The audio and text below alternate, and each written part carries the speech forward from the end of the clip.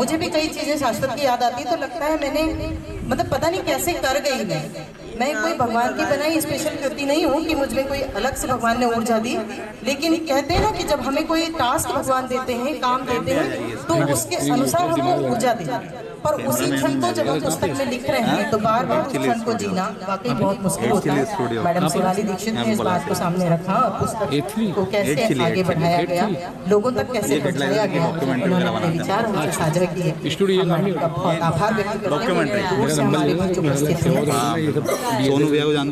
अगली अतिथि उद्बोधन की कड़ी के लिए मैं आमंत्रित करती हूँ सॉरी श्री केश जय माता दी बोलोगे मेरे पास अपने विचार आपके सामने व्यक्त करें। सिर्फ नामी स्टूडियो इनके जैसे नहीं बहुत बढ़िया। इंदौर की माटी को प्रणाम। क्या बोलो जी? मंच पर उपस्थित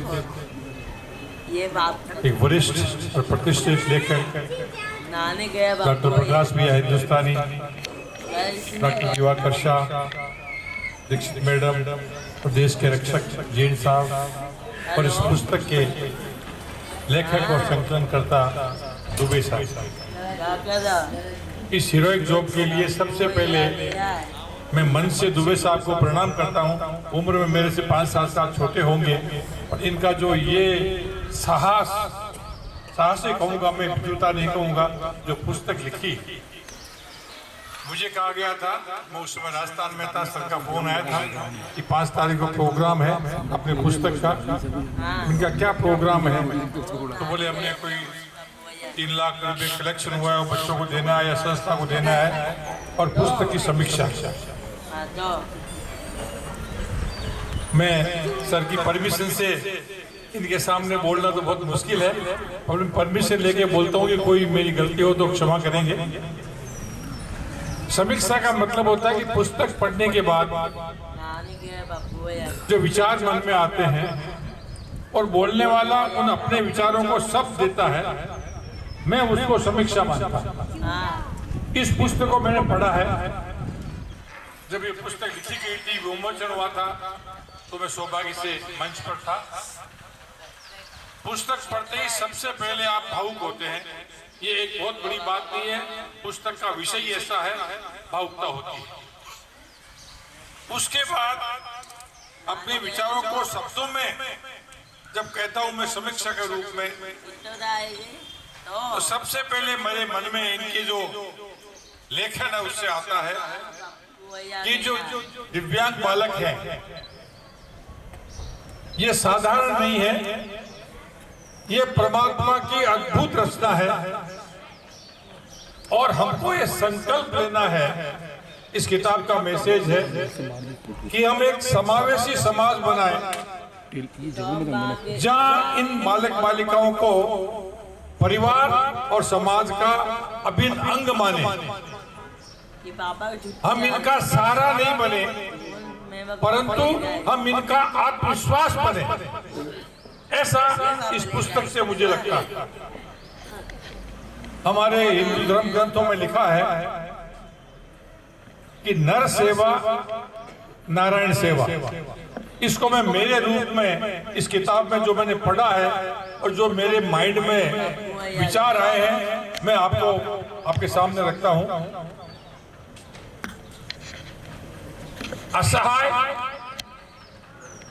और विशेष आवश्यकता वाले लोगों की अगर आप मदद करते हैं तो समझो कि आप भगवान की सेवा करते हैं।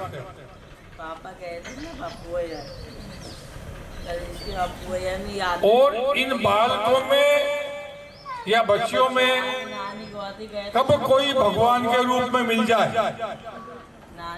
ये कह नहीं सकते हैं। ये ईश्वर का रूप है, मैंने कहा है, जो इनकी किताब से, दुबे साहब की किताब से परिलक्षित होता है।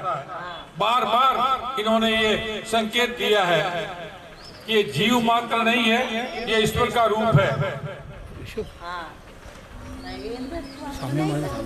तो मैं एक हाथी के बारे में उदाहरण देता हूँ।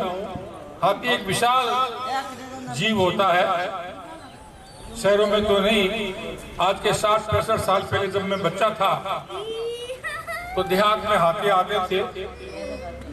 हाथी अपनी सूंड से जमीन की जो रेती होती है, मिट्टी होती है, उसको अपने सर पे डालता है।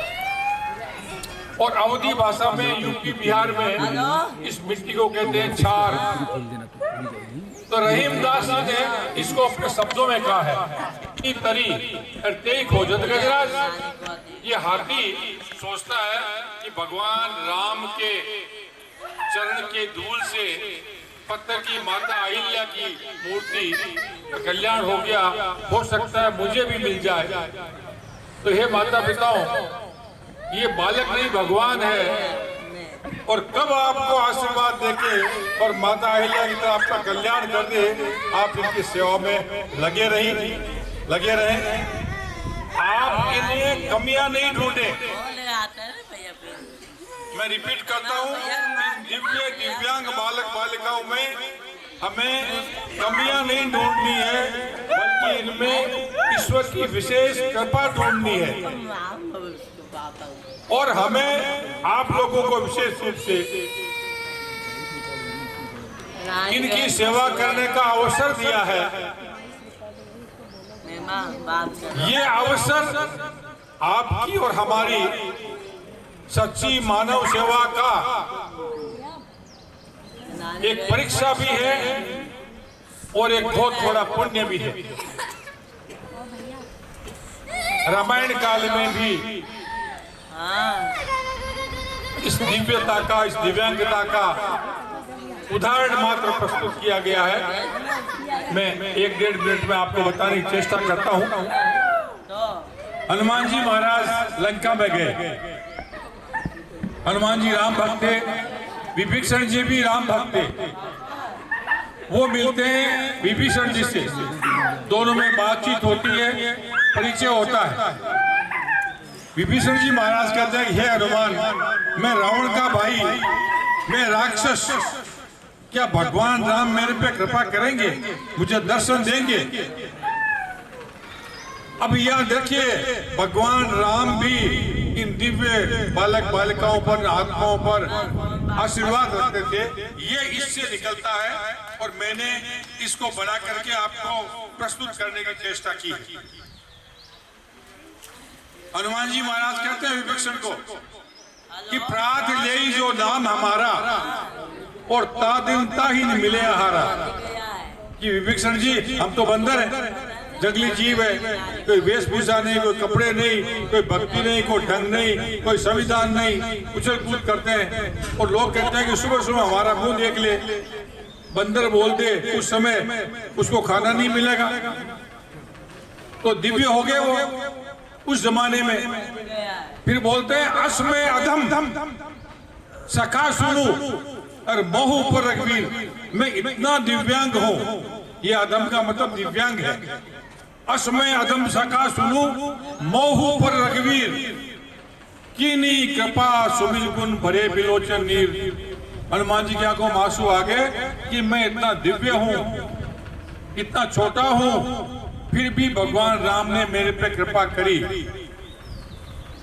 अब यहाँ जवाब आता है, आपके घर में अगर दिव्यांग और दिव्य बालक का जन्म हुआ है तो विभीषण जी का जवाब आपके लिए ही है।